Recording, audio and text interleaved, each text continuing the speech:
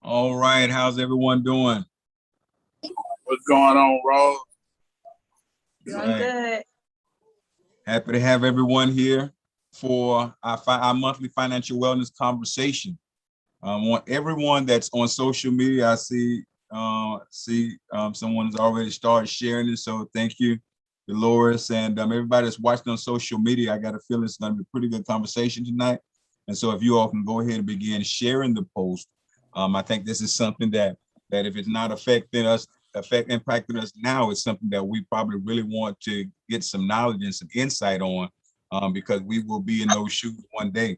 And so go ahead and share this post. If you need to tag somebody, send it as a private message.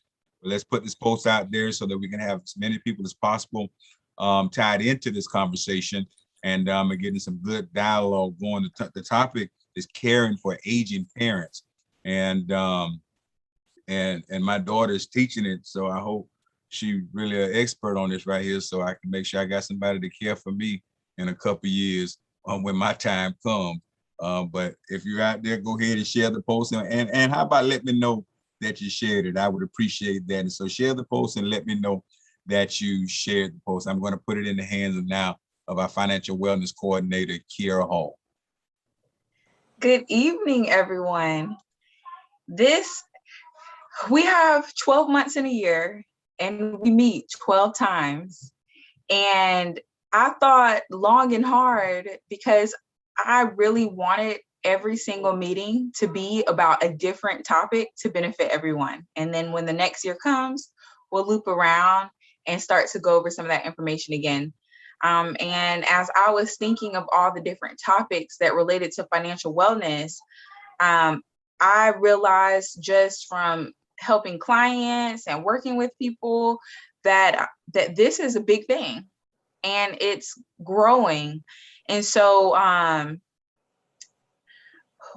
something that I realize, and everyone may not have this experience, but I think most people do. Our parents, they give birth to us, they change our diapers, they feed us, they, clothe us, they take care of us while we're children. But what happens is as we grow up, our parents are growing older. And I just think it's so important. It's a cycle. And so in the beginning of the cycle, we're being taken care of. And then as we go through that cycle, the roles kind of reverse at some point, and then we begin to take care of those who took care of us. And so I want to go over kind of like a checklist for you. So this would be a great time to take notes. And maybe it's for yourself, you're in that position, or you know someone who's about to be in the position and they're kind of trying to figure it out. But I'm going to go over some checklist items, just some things to think about. And then I'm also going to share a video that I thought was pretty good that will help you to recognize when the time comes, right? So it's not necessarily an age. It's going to be different depending on the parent and the situation. It's personal. But caring for aging parents can be expensive and it can be emotional. And so the question becomes, where do you start? And I believe you have to start with getting organized and knowing your options. So I'm going to list off some things that can help you begin to get organized so you'll be prepared before it's kind of too late to start trying to figuring things out. And so one thing you want to find out is, what do your parents own? Right? You want to go ahead and start having those conversations and learn that, figure out, what do they own? What do they owe? What assets do they have?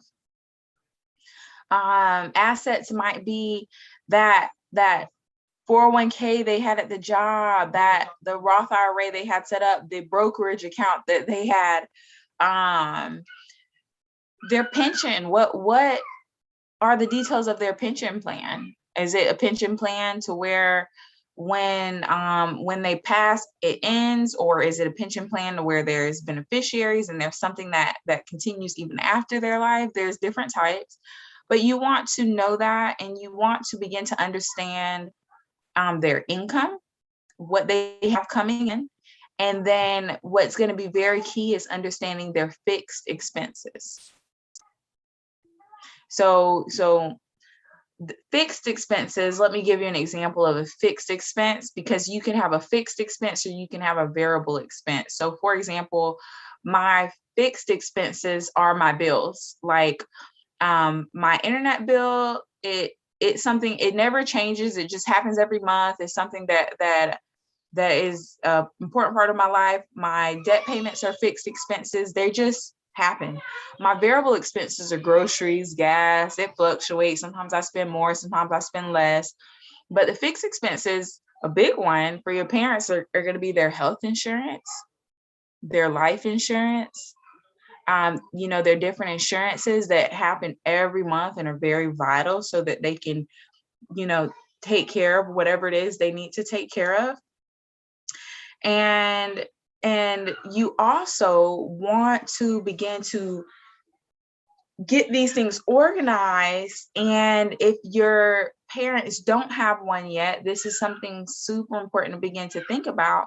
But their will, maybe they have a trust, just getting the legal documents together. So those are the checklist, kind of those places where you say, okay, let me get organized and let me start to figure out some of these things. I think one of the easiest ways that it could be done is just to set up an appointment with a financial advisor. That's the easiest way. Because now your parent has got this appointment with a financial advisor, everything's organized. And now not only is it you trying to get organized, but now you have this financial advisor who's also helping to keep records and has notes and knows where everything is. And so you're inviting this person in to really help organize and prepare, who has licenses and the ability to know different options. Maybe something, if it's not purchased, might need to be looking at a long-term care option. That way, and that's not necessarily for a nursing home, but if there is care needed, it might give you the ability to allow a nurse to come and be able to afford it because that insurance was paid for. And so though that's how you get organized, just simply looking at all those topics and just finding out the info. And something that I have, which I actually need to improve it, but I have like this plastic little file case, and I have everything in it. Our insurance, like paper copy, our insurance policies, will, like, I have everything in it. I need to get a fireproof one. I pray God forbid nothing ever happens, but the best thing would be to get a fireproof and a waterproof one. That way your documents couldn't easily be destroyed. And sometimes I don't know much about this, but some banks will allow you to even have a vault that you can pay for and a key to it, to where your stuff is, kept in that as well. So that could be an option. But you want to get organized, and you want to begin thinking and know your options, and not necessarily to knowing these options is by no means trying to take control over your parents' life. It's really getting in a position to allow your parent to share with you what their wishes are and to help you best meet their wishes. And to really have a game plan. I believe that if you fail to plan, you plan to fail. And so it's so important to have a plan and know what things are going to be looking like, so that when that day comes, which for most people, it will come, we are prepared and it doesn't have to be a stressful time. Now, I'm going to show a video, and then the video is less than 10 minutes. I want you all to watch it. And then after that, I want to have a conversation, answer any questions, and just be a resource and a support system. Because one thing I want to encourage you to do is, when it comes to caring for our aging parents, we don't have to do everything ourselves. Rely on resources, connect with people, get help. There are so many resources out there. And so it's so important that we use resources that are available, and that we don't have to be alone in this, but we can see what our resources are to help make this a pleasant journey for you and for your parents. So I'm going to share my screen and we're going to watch this video, and then we're going to have a conversation.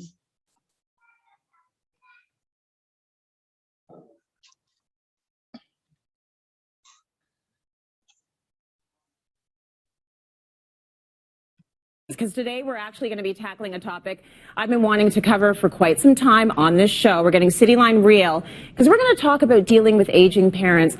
It is surprising, it is shocking, it is an emotional journey, and we have got Dr. Karen Gordon here, our relationship and career expert. We've got Marilyn Smith here. Hi, honey. Thank you for doing this. So Marilyn Smith is, of course, a professional home economist. You will know that if you watch the show. She's also a cookbook author, but you know what?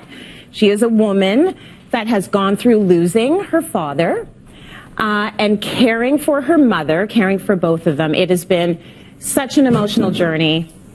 We've tried to be here to support you for this, but there's so much has come up that I think no one could expect. It's just surprising. So let's start with a couple of stats so we can look at how big this issue is right now, and then we're going to hear Marilyn's story. So this is a huge topic, and if you haven't already experienced it, we are all about to experience it. So here's some of the interesting stats. 34 million caregivers. 34 million. 34 million. 34 So a lot of people. A lot of people are caregiving to other people. 75% of those caregivers are female.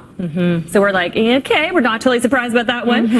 49 years old is the average age for the age of the caregiver. Yeah. And 69 years old is the average age for when people need to be taken care of. So we want to sort of deal with when you start to notice that you need to step in there as the child of a parent who is aging. Marilyn, for you, what were the alarm bells? Well, you got to know that my dad and my mom were very independent people, and my dad, at 89, he had open heart surgery at 80, and did really, really well. And at 89, just before I turned 90, I go home to Vancouver like 3-4 times a year, and I started to notice that my dad was starting to be more tired and to fail.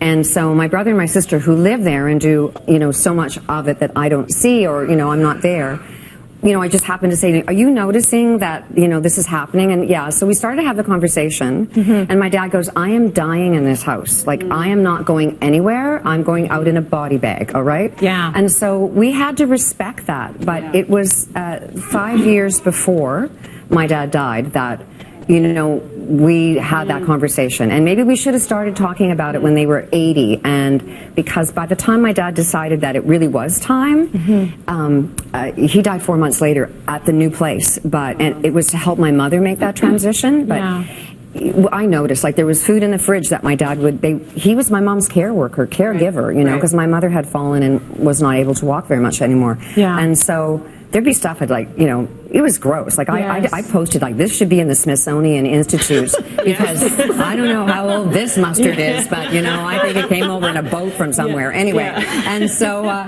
so there was those kind of signs, and then the garden started to kind of go down the toilet, and he was getting really upset about the garden, and because it was bothering him that it wasn't up to standard. I mean, I learned how to be a gardener from my dad and my mom, so so all those little tick, tick, tick, and then my mom started to kind of lose it. And my dad was covering for her, but looking back, we go, Mom's crazy, and she's been to see a psychiatrist since, and they've changed her meds, and my mom isn't crazy. Is it dementia? My mother was on the wrong prescriptions. Oh. And so at 91, I got my mom back from when I was a teenager, and that's amazing. So never give up on your, never give up just because they're acting nutty. We've heard from so many viewers that say your job now as the child is to step in there. It's not to degrade them. It's to make sure they're on the right meds. It's to take photocopies of every single thing the doctor gives them. Do not treat them like children, but at the same token, you need to become their caregivers now. Right. And the difference between having a young baby and caring for that baby and caring for someone who's aged is that the person that is older does not have the hope and the potential or the future. It's a one-way trip. And so you have to preserve as much of their dignity as you possibly can. And Tracy, that is so huge, because my dad, when he said, I can't do this anymore, you know, the fact that he, like the indignities that he had to do and go through to just be here, and like he was dying of cancer, and it was like, you know, stop giving me stuff, like, and so because that's a huge decision. Yes. And my mom and them being married 69 years, like she lost her boyfriend, her husband, her lover, her partner. they held hands every day. So, you know, I think we focused on my dad. I'm sorry, I'm sort of skipping topics, but we focused on my dad so much we kind of forgot about my mom. Like, oh, you know, she's okay, she's okay. But my mother was, you know, when we needed, and you know, my brother and my sister, God bless them, they live in Vancouver and they are there for them, you know, and I just sort of flew in, and that's another issue altogether, that, you know, the sibling who kind of comes in on the, they used to laugh, my mom and dad always said, Marilyn, why don't you just ride your broom in here and, you know, and so, just tell us anything, you know, and oh my God. I'll tell you this as well. There's a lot of humor involved in And well, you have to keep it. Oh you have my to God. Keep you have to keep the humor. And you've always been good about advising that. You can take a break. Yes. From the emotional heaviness of it all. You can take some time to be lighthearted. Your father was a joker, and so it's good that you could talk about death and be really open about it with him, because sometimes a parent needs that. So I just want to get to some tangible tips here from you, Dr. Karen, just about what you might be looking for to know you need to step in, because they might not feel comfortable asking. And I love the fact, in terms of, Tracy, how you framed it, because you're right. It's the role of a caregiver. We're not the parent. No. Okay, we're not the parent, and it's really important that we're not kind of coming as a dictator. Yes. That we are coming as a caregiver. Okay. Yes. So for all of us that are kind of thinking about what are the things I should be looking for, you actually said you said a number of them. Physically, number one, so physically they're looking a little bit worn. They're looking a little bit tired, maybe even slower, maybe even a little bit depressed. Two, the home is looking a little bit cluttered. Stuff is not, you know, the fridge, like you said, you know, you can just tell that they're not managing the house. Dishes are left in the sink. You know, food is old in the fridge. Three, the house and the lawn maintenance is kind of like, you know, exactly what you said, the gardening. All of a sudden, because, you know, some people might say, I need help. Most people are not going to say that they need help. So we have to be kind of a little bit of the detective a little bit. The fourth one, this is really important, is forgetfulness. They forget conversations. They forget appointments. They forget medication. They forget with maybe, you know, something that they said that they were actually going to do. The fifth one is a loss of hobbies. Right, where all of a sudden things that they love to do, they're not doing it, and that's probably sometimes could be connected with depression as well. Right. And the last one is around the hygiene. Like, they're just not able to physically, emotionally take care of themselves. Right. So those are just kind of a few signs to kind of, you know, pay attention to in the sandwich generation. Saying, do I need to step in? Okay. Yes. So we just want to empower ourselves. You know, it's you know, the signs to know what to do. Later, we're going to talk about how you do the stepping in, because that is a very gentle, it's a whole other very gentle balance. Whole other topic. Thank you, and thank you for being so open and honest with us, Marilyn. I'm hanging in there, right? I thought, yeah. Whoa, okay. It's a roller coaster. This is why we had the Kleenex. They had the Kleenex for us. Okay. They had the Kleenex on the chair. Yeah. Like, that was a sign. We're all going to have it on mine. And she sat on hers. Everyone asks me, what have you done? So that is the end of that video. We're not going to dig into the next part, like the other checklist. We've already kind of gone over some checklist things, but I'm just curious to know what are some questions, what are some thoughts, or what are some tips? I'm sure there are some people watching or who are part of this who are already experiencing, who can share from a place of experience, of just helpful things that you've done, or your wisdom and knowledge from what you know from actually being the caregiver. I think to me, it seems like being prepared to become a caregiver is extremely important. I mean, I think they were saying like the average age of caregivers were like 49 years old, because if you're not even prepared And to even take on a role like that,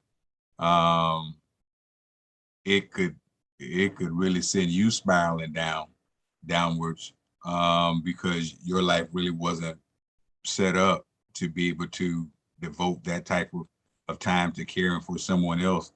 So I think really just kind of ahead of time, just trying to get yourself in a position and trying to get your life in a place to where when when you're starting seeing those symptoms, making sure that you're putting yourself in a position and having conversation with family. I know with one of my grandmothers, I know that when she kind of started declining, and it was difficult, for her children,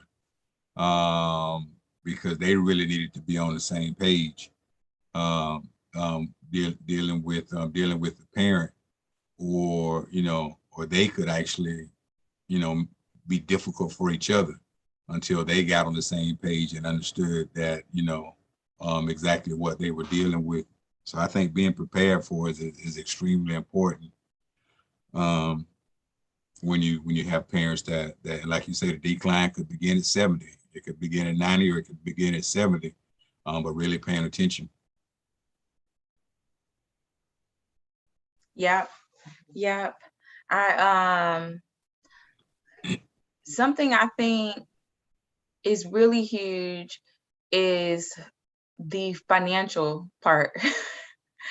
that out is like one of the biggest parts, and that's probably like one of the biggest downfalls, is really like trying to get that financial plan together.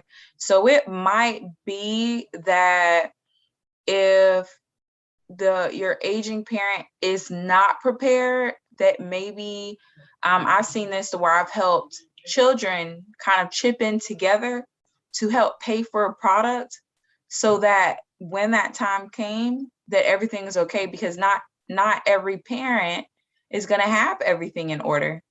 And so that might be a role to where you say, okay, if I don't step up now, later on it's going to be really stressful. So I might need to step up as the child and maybe pay for some things or take care of some things that maybe aren't in my parents' budget, so that later on we don't have this dreadful, okay, how are we gonna figure out things financially, because we prepare for it. And when I say pay for things, maybe coming together and paying for that life insurance policy, with maybe riders or benefits that help to pay for things like terminal illness and different things like that, paying for that long-term care or that disability policy, just to have the help.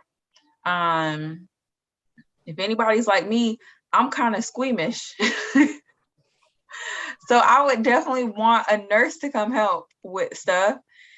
Even with my own kids, I struggle and be about to pass out with certain things. So know yourself and know what kind of help you're going to need, and know that it's okay to get help and have different roles that people come into, because not every person is going to just be able to care for themselves all the way to the day that they pass. Be able to bathe themselves and do all those things. Mm-hmm. Can you hear me, Kiara? Yep, I can hear you. It's Brother Corn. I've seen this. I've seen this him firsthand. That everything you saying, I mean, like that's just the way it should be. But how I've experienced it, right in my own mother, in my own house. I'm just saying my own mother. I'm gonna just use my own mother, my sisters. I was the only son. Everybody have ideas, but I notice, and I see it all the time, they have ideas and they won't put it in plan, Kiara. And what happens is, it's going to be that one. It's going to be that one that take the torch and say, I'm going to take care of mama. It's going to be that one that say, I'm going to take care of daddy. And then what happens then is, now you got this extra person, but the only thing you can have if the finances ain't right is something you said earlier. There are, and I think lack of knowledge with workshops like this will set you back, because a lot of people hear the phrase hospice, they think this is the end. I had an aunt was on hospice 20 years. I know they probably didn't want to throw her away. She was getting all the benefits all that time. But my point is, there are resources, and workshops like this give us that knowledge if we're not financially able. But it's going to be that one. Everybody going to have a lot of ideas in the family. But when the grits get to the road, it'd be a whole different story. So what I'm basically coming at with this tonight is that you're putting out the information for resources, and it goes for people that can make a plan, that people that can make one and don't make one. But one thing about it, they couldn't say that they didn't have information to go get resources to help them that don't have certain finances that other people may have. So I like that. And it is real stuff. This is real. It is real. And one thing that sometimes the people that you take care of, it can get you two ways. You get broke down, the person is still there, but now you're getting broke down twice, because now you broke down, but you worrying why I can't do what I used to do. And it's double. So it's got to be a time where a caregiver has got to just let go and let God and use some quality time, not throw in the towel. But if you emphasis on that stuff, it's too hard, it can hurt you in the long run, all kind of ways, just for doing the right thing. Amen. Amen.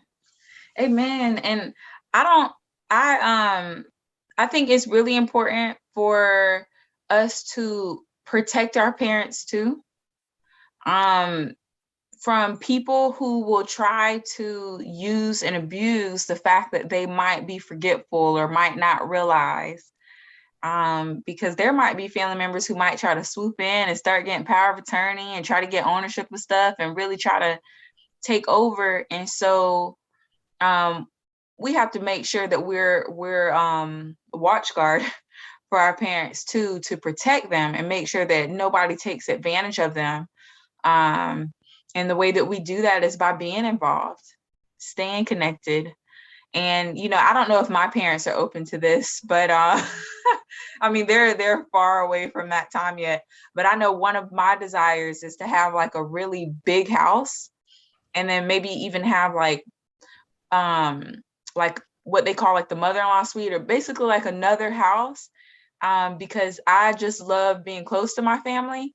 And so my idea is like, maybe when it comes to that point, if possible, that we live together, or we live like super close to where like we literally live on the same property. But that's just an idea that I have, and hopefully my parents are open to it. You got some comments on social media. On social media, Diane Miles says, yes, my dad is not open to the idea, but he is coming around to the fact that they need our assistance. Having a plan in place is one of the biggest things, because being caught off guard is then a struggle. Then you have Sonia that says that's why it's important for the conversation to happen prior to decline, getting the living will and medical power of attorney or documents that should be in place prior to the decline as well.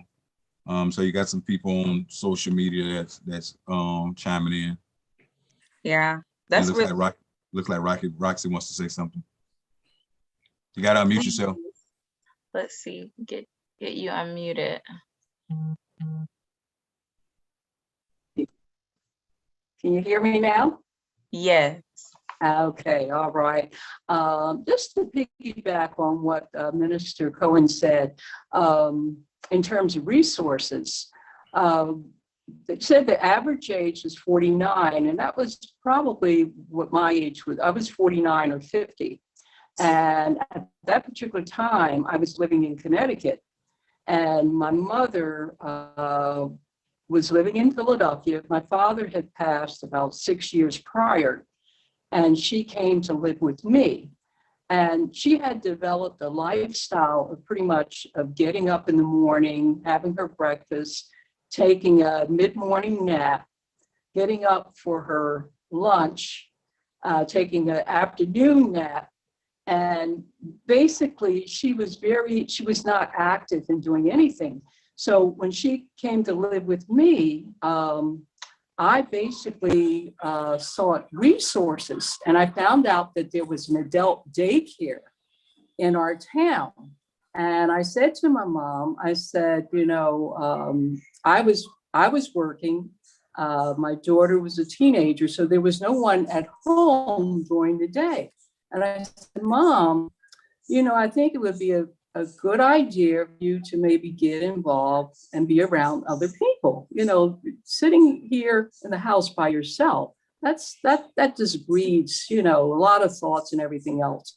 But to make a long story short, I searched out resources and I found out that this particular adult daycare offered scholarships to, evidently there was a woman, very wealthy woman, who had passed many years ago, and she had left money for widowers and widows to get scholarships. So I went in, I spoke with the director of the daycare, and she said, and they looked at what my mother's finances were at that particular time, and she said, you know what?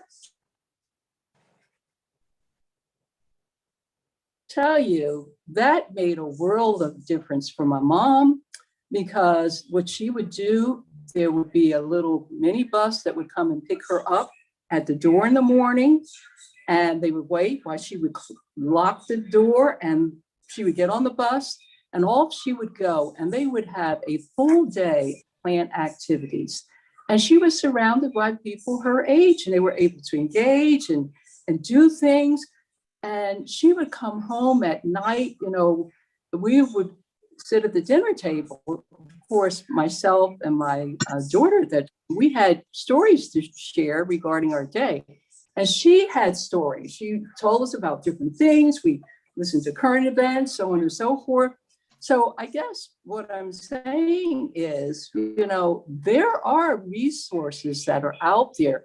Maybe our parents may not have the income to, get involved, get engaged or whatever, but I was able to get those resources, and it really, really added to my mother's activities during the day. It was better than sitting on the side of the bed all day, but going out and being amongst people that were her age and doing things, and to keep her mind stimulated. So I just wanted to share that. There are definitely resources that are out here that we may not be aware of.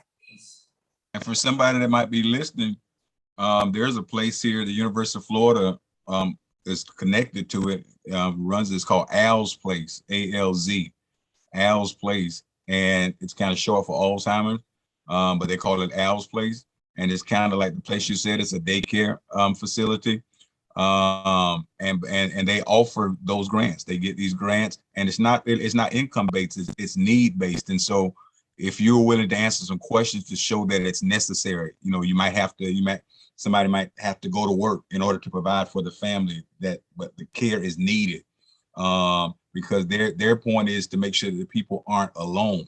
And so if you're willing to answer some questions and show that the care is needed, and then there's some questions that might seem a little invasive, but just with finances and stuff like that, but they offer full scholarships and to make sure that they aren't left alone. And then for parents, Diane mentioned, her dad was like, no.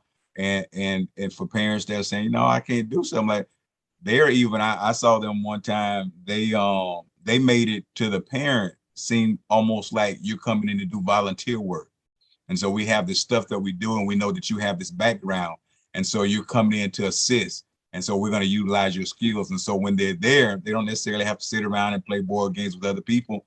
They could they can assist the staff at doing work, if they come from a certain background or whatnot. And so they really try to make it to where if someone has an issue, and so those are my experience. I didn't have a long experience with them, but those are something that I saw with that. And so there are resources that are around, and it's right there on 23rd. Once you cross 13th Street back there behind that furniture place, it's called Al's Place. It's connected to UF, and it's no cost. And I'm sure that's not the only place. but for somebody that's listening, that might be helpful to you. There's somebody else that commented on. Oh, did you just write that, Al's place, when I said it? Yeah, I wrote it when you said it. Okay. I was like, wow, you already talked about it. Okay, and so Diane said, me and my sister sometimes have to be good daughter, bad daughter, because I'm not there. I have to lay down the law and stern at times to get things done. And I know what she's talking about. That sounds like a good organization. Do Gainesville offer anything like that? So I think that question came before I talked about Al's place. And so yeah, there are resources out there. You just gotta get out there and look for them. But they're very helpful. Yeah. And this is, I guess, probably a smaller market, but there might be someone who's aging that's watching, and you're doing just fine and you don't need anybody to take care of you and you're really healthy, but maybe there is a bit of financial challenge, but not quite the full ability to go to work, or that might be a little tough. Something that I've been learning about in my industry is reverse mortgages. And I remember I used to think that was like the most horrible thing ever. And I just recently went to a class and learned about it. And essentially, for somebody who kind of has a home, it allows you to do what people do when they do a refinance. Basically, use the equity in your home to pay you. And then once you pass, that home can just be sold, and then any equity that's left would just go to your estate if you don't really have any heirs to leave it to, and then it would get sorted out. But for people who maybe own a home and don't want to go back to work, and that your home could become your retirement fund if it was paid off and help take care of you in retirement. So I thought that was something pretty cool that I learned. That I used to think was super negative and looked down upon, and actually saw like, oh, it can have some benefits for the right person, not for everybody, but for the right person, it could be beneficial. But there are just so many options, so many different things that could be done. And as we've seen today, programs, grants. But I just think it's important that we understand that we're not in this alone, and if it's not happening to you now, it might happen one day. And it's a topic that's out there, and we just have to be prepared. And conversations like this really help us to be prepared.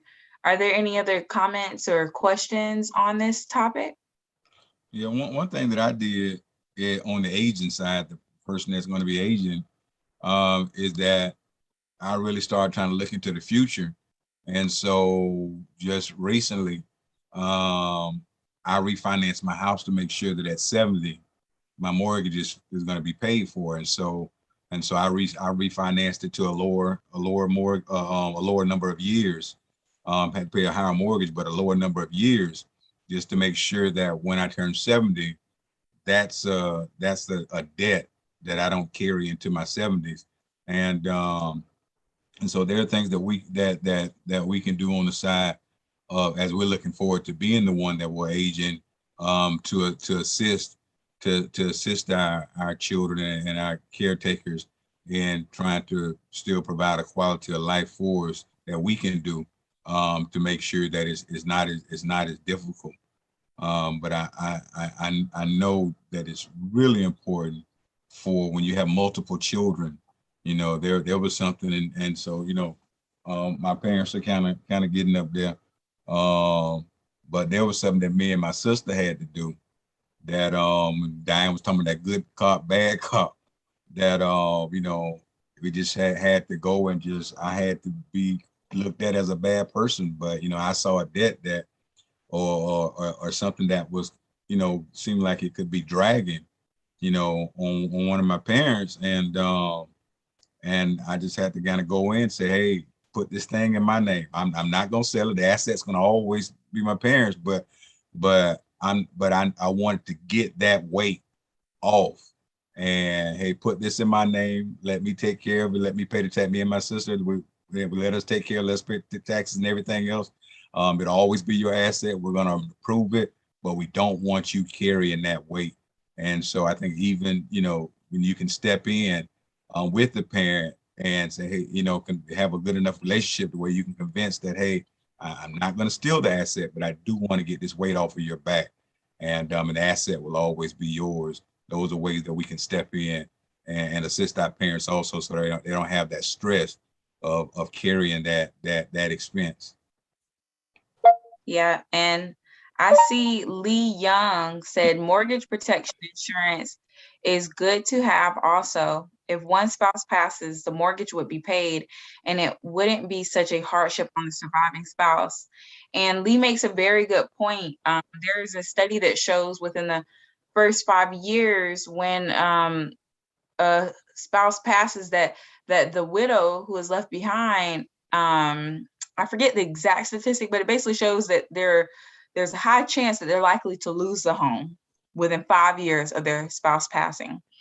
And I want to make a point because I don't want anyone to be confused with words or anyone to think that they're covered and not. So when you purchase a home, many times, not always, but many times you might have what's called mortgage protection insurance that's a part of your mortgage loan. I just want to warn you, that is not protecting you. That is protecting the lender, the person who gave you the loan. So that's just simply them kind of protecting themselves that for whatever reason, if you default on the loan, that they have that insurance that they make you pay for, but that they have that protection because depending on the loan type, either they feel like, well, you don't have enough skin in the game, so maybe there's still a large loan to value ratio, and so that's mortgage protection insurance. But what Lee is talking about can be purchased to where you can have mortgage protection in your life insurance policy. And so I help people with that very often, where I sit there and I, people familiar with death protection, having a certain amount in your policy for the funeral, maybe 15 to 25 grand for the funeral. And then I talk to people about income protection, having a certain amount in the policy that will protect and replace that income, so that even after that loved one passes away, that the income could still come in so that things don't fall apart financially. And then mortgage protection, let's say I have a couple, we're putting their plan in place tomorrow, but they have 10 years left on their mortgage. So we're going to put the 100,000, which is how much is left on their mortgage, just for 10 years. And then we're going to put a little bit more coverage to go a little bit longer. But basically I customize it to where, okay, we're protecting your mortgage, we're protecting this income till this and this happens. But Lee, that's a great point, to have that protection in place for the spouse who's left behind, so that they don't lose what you've worked so hard for, so that life doesn't become just so hard when it doesn't have to, because there are things put in place to where you can kind of leverage different things like life insurance to remove the risk that's there for your family. If you were to pass, you could leverage that policy to now protect and cover, so that risk is eliminated and the family is protected, which I know that when we love our family, we want to make sure that they're okay financially. And, I'm so grateful for the invention of that product to give us the ability to have that until we, are in a place to where we might not need it. And we have the assets and different things like that. And yeah, it's difficult as a pastor. I just see so many people that are caring, especially when it's the spouse, and that means that spouse is probably within 10 years or so of the age of the one that's kind of going down. And so you have a person that's older caring for a person that's older, and then that person just really begins to deteriorate because of this the mental drain, and as well as the physical. And it's rough. And I think that's where families really have to try to come together. And we live in such a stressful time to where it's not odd for families to be at odds. It's not odd for families not to work together. And it's just important to try as families to work, like with our family, one thing that we we do is, you know, we're always doing stuff together. But me, Sean and I try to guilt, come short of forcing, but guilt our children into taking, you know, our yearly retreats, you know, that, you know, commit that time, because we have to stay close, because there's going to come a time when life is going to test us, and we need everybody to be, you know, together mentally and spiritually, so that we can make sure that we do what we're supposed to do. And so families have to work real hard to try to stay together. As difficult as it is sometimes, because you can't do it with one person. And like Byron said, a lot of times you have that one Superman, Superwoman, normally a Superwoman that comes through, but it's hard on them. And when you can work together as a team, it just makes life so much easier. But you can't throw it when it's destroyed, when the family structure is destroyed, and then you're trying to come together for something like that, it's going to be hard.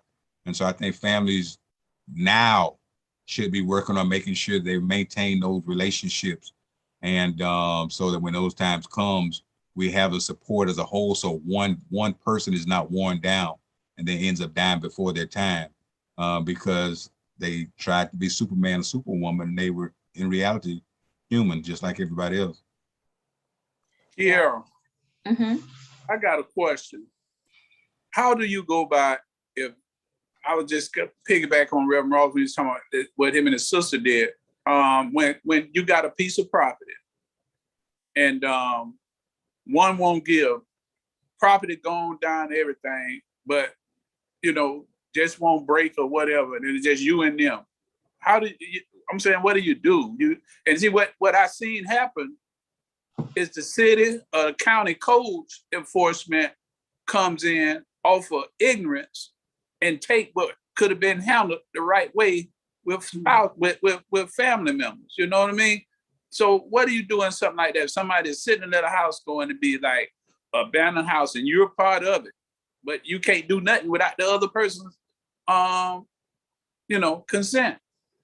Can you handle that? Well, I can't necessarily handle it, but Okay. I can point to resources. Right, I get it. I just thought maybe you knew situation. something about that. I know your daddy was in real estate. I didn't want to ask him. Yeah. But I think just that's where do the lending side. I think that's where the family unity, you got to fight through the tough times. Right. And because once you get to those hard places, it's the relationships are strained. You know, like I said, with me and my sister. And so me and my sister, with the property that we got, you know, we don't because of the relationship, we don't get caught up on who make this improvement, who do that. We're doing it to make sure that our parent is taken care of, but that's because we trust one another. And so I think as we're going, we gotta value family, and we gotta stay together, because there's gonna come a time, because we're all connected, that we're gonna have to work together. And then parents, you know, if you're in a situation to where, I think there's some things that where my parents kind of maybe put me in control of something, but had a conversation and said, hey, I'm doing this because I trust that you're gonna look out for everybody else. And you just gotta have those kind of relationships to where even when you have someone that seems like, oh, they're kind of out there, they're gonna make it difficult, have conversations with the ones that you're entrusting and say, you know, I'm entrusting you with this, but not that I want to neglect someone else. I just want you to make sure I want you to make sure that my hard work don't go down the drain because of this right here. And so you got to put a lot of thought, but we got to work on, those are assets that is legacy, and family has to work to try to stay together. But when it's not together, you got to figure out other ways to make sure everybody is still taken care of, and everybody is done right. And that comes, I think that's helpful when especially when you got children that are not necessarily needy. And so you got somebody that, if you say, okay, I know they got a good heart, and so this one right here can probably use it more, but they might lose it if I leave it in their hand. So have a conversation with that one that's done well. Say, I'm doing this because of your maturity, but this is what I want you to do with it. These are my wishes. And if you know that child, or which is an adult. If you know them, they're gonna do what you want it done, and you're not gonna lose that asset. But it's just a lot of conversations that have to happen. And I think one thing in our community, sometimes we don't have conversations. And I think I saw where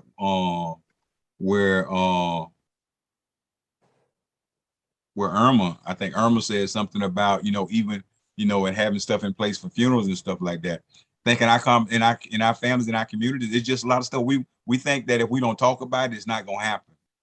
When the reality it is gonna happen, but because we didn't talk about it, now the family's gonna get tore up because it's not, the house is not in order. And so have those conversations, be prepared. Don't be out there trying to going through all this stuff when the time comes. But we have to fight through stuff as families, and try to stay together as much as we can for the good of the legacy. Yeah. Yep. And can I just mention something? And I don't know what Irma was going to touch on when she talked about just being prepared for funerals. Recently, especially since COVID, my dad always mentions that tomorrow's not promised and he may not be here. And so we should make those phone calls and talk to him. And it's hard to hear that.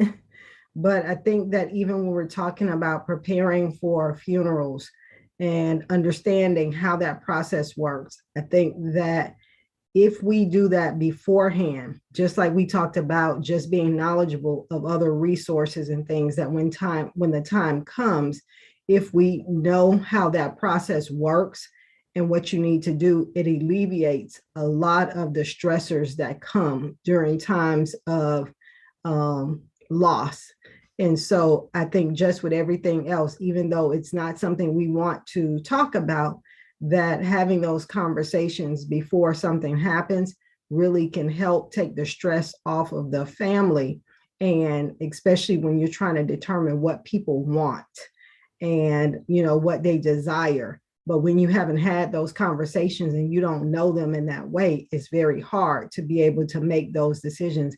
And even when you think about just sometimes your parents have assets and they have things, and because you didn't have those conversations, you don't know that those things out there exist. And then it kind of goes back to what Brother Cohen was saying, is that you miss out on capitalizing or utilizing resources that they may have in place, because if you don't take the necessary steps to be able to get access to those things, then it goes back to whoever, the benefit came from. And so we just want to be aware of those things and break the cycle of not talking and not communicating and sharing. I think recently, Kiara, I think recently we were doing something and I shared, to Kiara where she can find important documents. I was like, if you're looking for them, this is where they are. So you don't have to run around and guess, so that if you have to be in a position where you got to make decisions, our children have to make decisions for us or whatever, that they know. So just like I'm sharing that with her, I should be doing the same thing with my parents, asking them, where can I find this? What is, where did you put these things? Who do you want to, handle this? And just be clear about that, so that you don't have that extra stressor, which causes sometimes families to be torn up because everybody has a different opinion about what they think somebody wants and what they think they need. Yeah, and I think being willing to make a sacrifice early.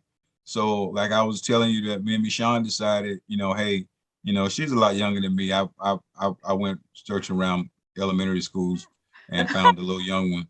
And but we were talking about hey, but when I turned 70, I want our mortgage to be up under. Then we were looking at, Kiera left the empty room, Jamal moved down and left the empty room. We was able to turn one into an office, another one into an office for Michonne. I'm like, I don't need no office. I got my church right here. And so we were like, our parents, they might need to come live. Let's make them nice bedrooms. And so instead of trying to scale down and get something that fits, we're saying, no, we're going to keep what we got. and we're gonna make a sacrifice and even pay more to get it paid off early, because you know our parents may need to come live with us one day, and so it's a sacrifice on my part or on our part, but it might be help to our parents, you know, at a later time. So it's almost like sacrificing now, and so now, you know, a lot of fancy things I might have to forego. Is that when some people scale down when the children leave the house. No, let's just stay to where we are. Let's fix it up nice and get it all shape, and you know, and our parents right now, they can just come and vacation and live here. I mean, stay with us for a short time, but if they ever need to come live with us, we got an easy place to where they can transition to come and live with us. And so sometimes it might take a temporary sacrifice that you can help in something for the long run later on. Yeah. This has been really good. I learned some new stuff. And I think it's pretty cool as I hear my dad talk that we are both thinking the same way, and we never even discussed that type of thing. But so I don't have my house yet, but I already knew like I want a big house. That way I have space, because family is important. And so tonight, you know, I really feel led to challenge you. I really feel led to challenge you. If you have not had a conversation with your parents, I challenge you to start the conversation, to connect and to really begin to start to organize and find out some information. Some of you may have a very private parent who might not want to share details of their finances with you, and that's okay. I challenge you to maybe even just make the connection to figure out who is their financial advisor. Maybe they might share that with you, and then have them leave something with their financial advisor to let them know, hey, this is the person who I want to be able, this information to go to. Maybe they don't want to share details now, but they might be willing to just kind of write down a plan for when they are ready. But I just want to challenge you to go ahead and start the conversation and just start to talk about these things. And the sooner the better. Like, you may be like me and your parents are still pretty young, but still have a conversation, because some things are harder to get in order the longer you wait. They become more expensive to deal with the longer you wait, especially when you start thinking about insurance and different things like that. So if that's not in place and it needs to get in place, the sooner you find out, the better. So that is my challenge to you all, to have that conversation. And if you're not at the place to have it, begin building that relationship and just building some communication.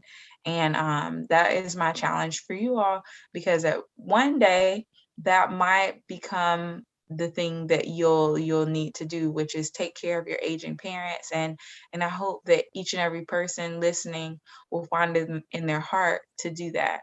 So yeah, if there's no other questions and comments, or I see a little bit more comments.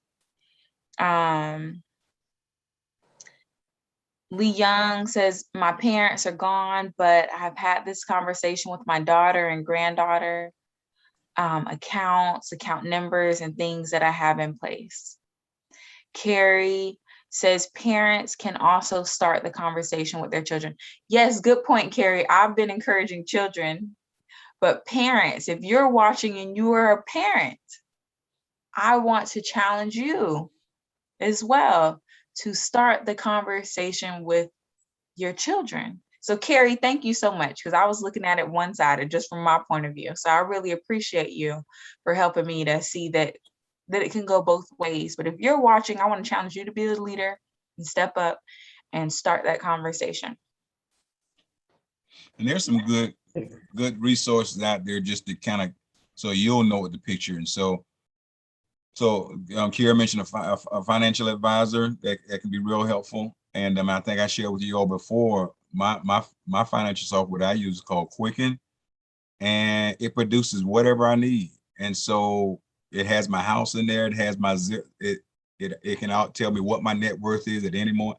At any moment, it knows all of my bills. It knows it knows everything that deals with me financially. It knows our assets, our cars, our properties, everything. And so, just imagine, if something happened to me and Michonne all at the same time, just for our children, just to be able to go and open up the computer and open up Quicken, and everything you need to know, all the password, everything you need to know is right there. And all assets that we owned, everything is right there. That kind of stuff is real helpful. And so, and it's not a lot. I don't know how much I pay for it, but I know it's not more than, I don't even think it's more than like $150 a year for the subscription. But just that, just a way to sit down. And so I think one thing that I'm going to do, listening to what Sister Johnson said, is probably just bring all the kids together. They're not kids now, they're adults, and we open up that same thing and put it up on the big screen and talk about it and show what it looks like, so they can have familiarity. I know with Michonne, since I pay all the bills and stuff, it's a lot of passwords, stuff like that she don't know. So what I did is I said, okay, you don't have to worry about this, but this is how you access this right here, so that if something happens, she has access to it. But people don't know that, and we don't have those conversations. So I'm encouraged by that. Also, what Carrie said, it's just a conversation every now and then. But the only way you can have those conversations is that you trust each other. And that's where the relationships come. We got to make sure that we maintain those family relationships, even during difficult times, so that we trust one another to share this kind of information. Because what it does, it enables our legacy to continue, as opposed to die when we die. Yeah. And I just want to throw out one more thing. Consider a storage, like the USB or cloud storage, that you literally can begin to upload everything in. That's and what then, a lot of people are not comfortable with it, but it works great for me. Yeah. It works great for me because I don't have to worry about no little flash drive, no matter where we at.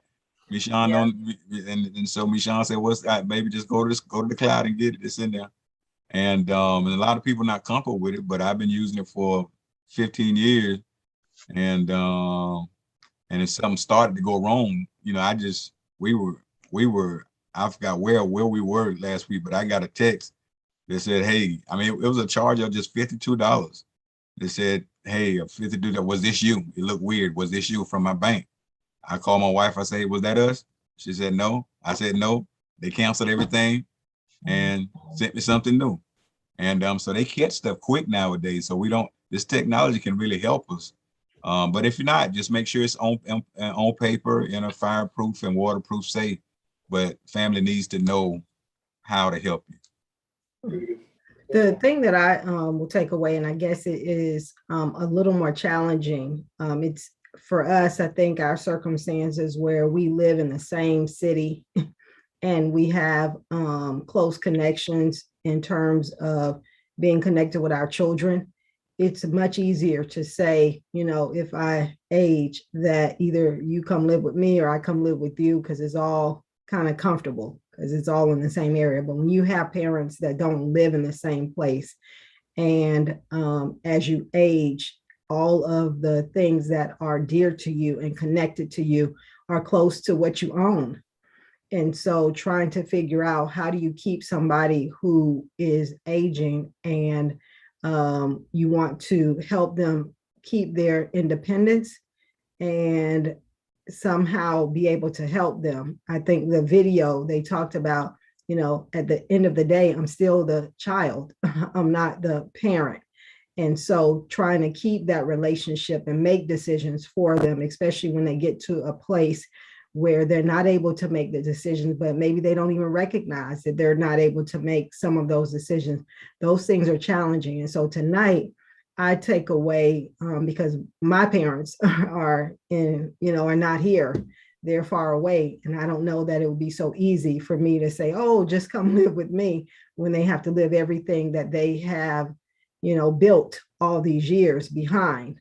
And so trying to figure out how do I still learn about the resources where they are, and me and my siblings making sure we have a plan that if that is their choice or we think that is the best way, that we have those things in place that they can still have their independence and have that autonomy as they age, although it may be difficult for us, because just bringing them to my house or creating a place that they're not used to may not give them the peace of mind or the quality of life that they will feel is best for them. So tonight, I just take away that we got to be really thoughtful about what that would look like if they aren't, next door to you. They aren't your neighbors.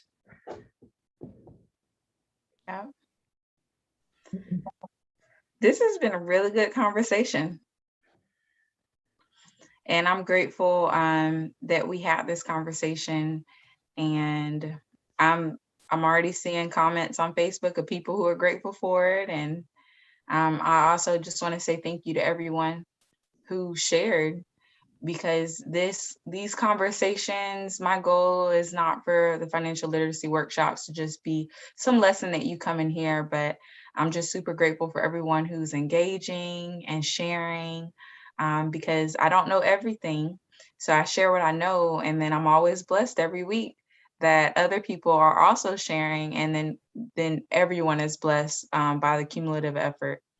So if you want to be a part of the Financial Wellness Group digital community, feel free to go to gbgville.com. And we have not only the Financial Wellness digital community, but multiple digital communities at our church. And I'm hoping I have some great ideas. I'm hoping, I know with COVID and everything, we're staying online, but I'm hoping that at some point in the future that we can have a great meeting in person and have some food and just enjoy just food and fellowship and finances. So I'm just looking forward to the testimonies of people who are just learning and growing, and just looking forward to making our community financially well and sharing that information. So God bless everyone, and I thank you for joining. And I'm gonna turn it over to my dad if he has any other statements or remarks that he wants to make as we close out the meeting tonight. All right, so just be sure to share this. We try to provide relevant ministry that helps us in our lives, and this is very relevant ministry that looks like, from the thing, I don't know what I did with paper. Somebody stole my paper, but 3 million. I think 3 million was the fact. Got 3 million caregivers that are out there. No, it was more than 3 million. I think it was 34 million. Yeah, 34 million caregivers that are out there, and so we know several caregivers, and so I make sure you share this so that someone could possibly hear something that can make their effort make a little bit more sense and take a little bit of the strain off of it. But thank everybody for being here, and just go ahead and hit that share button one more time so somebody can see it on your feed and benefit from it. But thank everybody for coming. God bless you all. Have a great evening. Good night. Good night.